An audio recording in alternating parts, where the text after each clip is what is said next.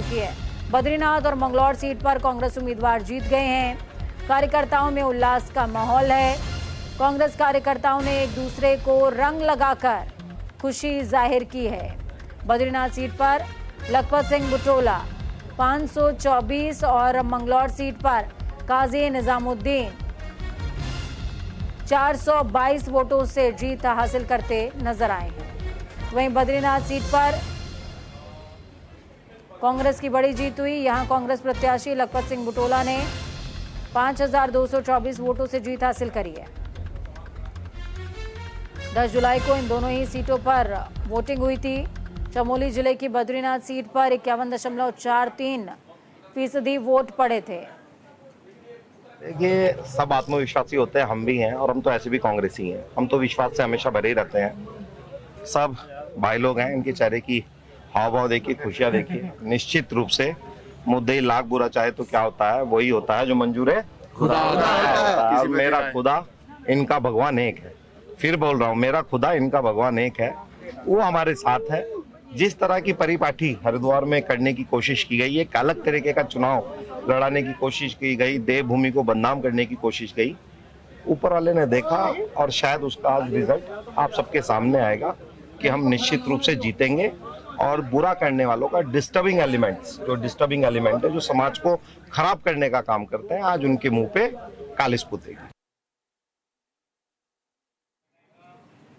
तो वहीं आपको बता रहे हैं मंगलौर सीट पर उत्तराखंड उपचुनाव में कांग्रेस की दमदार जीत हुई है। कांग्रेस के काजी निजामुद्दीन को 31,727 वोट इस सीट पर मिले हैं। तो वहीं बीजेपी के करतार सिंह भडाना जो कि बाहरी थे, उनको मिले हैं 31,305 वोट। तो वहीं बीएसपी के उबैदुर रहमान को 19,552 वोट ही मिल पाए हैं। काजी निजामुद्दीन को इस सीट पर 422 वोटों से जीत हासिल हुई है। मंगलौर सीट की बात करें तो मंगलौर चुनाव मैदान में काजी निजामुद्दीन थे और उनको जिस दौरान वोटिंग हुई थी उस दौरान उस दिन वोटिंग में 68.24% वोट पड़े थे। उस वोट शेयर में से जो वोट शेयर मिले वो जिताने के लिए उनको काफी थे और 422 वोटों से काजी निजामुद्दीन ने जीत दर्ज करी है। चलिए अब अगली सीट का भी रुख करेंगे।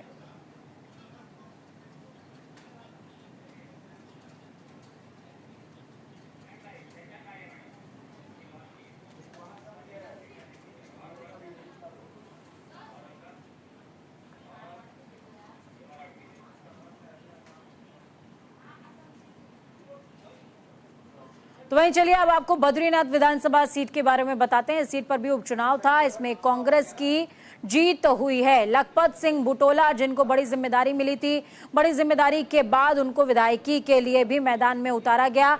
5224 वोटों से इन्होंने जीत हासिल करी है।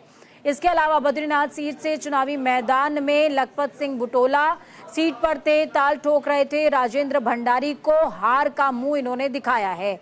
कांग्रेस से बीजेपी में शामिल हुए थे विधायक राजेंद्र भंडारी, लेकिन हार का मुंह इनको देखना पड़ा।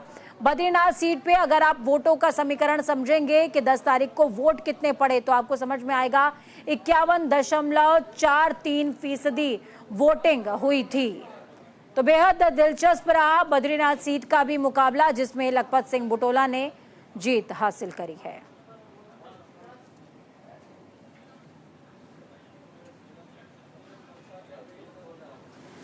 चलिए ग्राउंड जीरो का रुख करेंगे। ग्राउंड जीरो यानी कि मंगलौर से हमारे साथ संजय पुंडीर जुड़ गए हैं।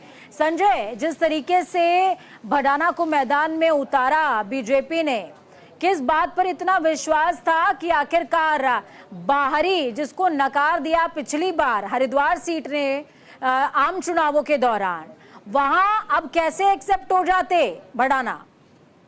देखिए पूजा, लगातार ही जिस तरह अगर उत्तराखंड की बात की जाए तो उत्तराखंड की दोनों विधानसभाओं सीटों के परिणाम आए हैं और परिणाम में साफ हो गया है कि जो जनता के मुद्दे हैं उन पर कहीं ना कहीं जो कांग्रेस के प्रत्याशी है वो खरे उतर पाएंगे।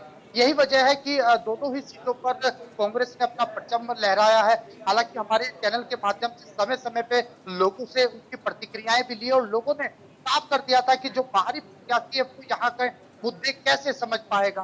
हालांकि कहा यह भी जाता है कि जहां से करतार सिंह भड़ाना जीतते हैं वो वहां दोबारा नहीं आते हैं। शायद यही वजह रही होगी कि लोगों ने उन्हें नकारा है और उन्हें हार का सामना करना पड़ा है। हालांकि जीत के बाद कांग्रेस के नेता और समर्थक जो है वो जश्न मना रहे हैं। आप देख सकते हैं तस्वीरों में, और हरिद्वार की जो मंगलौर विधानसभा है वहां भी तमाम जो कार्यकर्ता है, नेता है, वो जश्न में डूबे हैं। यानी उनका ये भी कहना है कि एक और जहां मतगणना के दौरान हंगामा हुआ था और कहीं ना कहीं उनका ये भी कहना था कि सत्ता का दुरुपयोग करने के बावजूद भी वो हार का सामना करना पड़ा है, ये उनके लिए शर्मसार है। अब देखते हैं कि किस तरह से। बिल्कुल संजय, देखिए इस बीच अनुज भी हमारे साथ में जुड़े हुए हैं।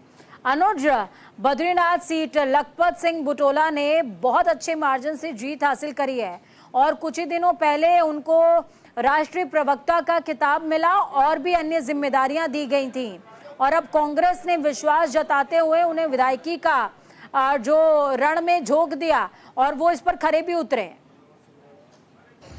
बिल्कुल पूजा, जिस तरीके से चूंकि इस बार बीजेपी को जो दल बदल किया गया, जो वहां की दल बदल की राजनीति वो बीजेपी को मात दे गई। इस बार कांग्रेस के जो प्रत्याशी थे लखपत बुटोला, उन्होंने जीत हासिल करी और काफी अच्छे मार्जिन से वहां पे जीत हासिल करी है बद्रीनाथ सीट को लेकर के। हालांकि एक चीज और पूजा देखने को मिल रही है कि सोशल मीडिया पे एक चीज और ट्रेंड चल रहा है कि अभी 1 से 1:30 बजे के आसपास जब ये जीत मिली लखपत बुटोला को, तो अयोध्या से और बद्रीनाथ को ये जोड़ा गया है कि इस बार अयोध्या से भी बीजेपी को हार मिली है और विश्व प्रसिद्ध जो धर्म स्थल है बद्रीनाथ, वहां से भी बीजेपी को हार मिली है।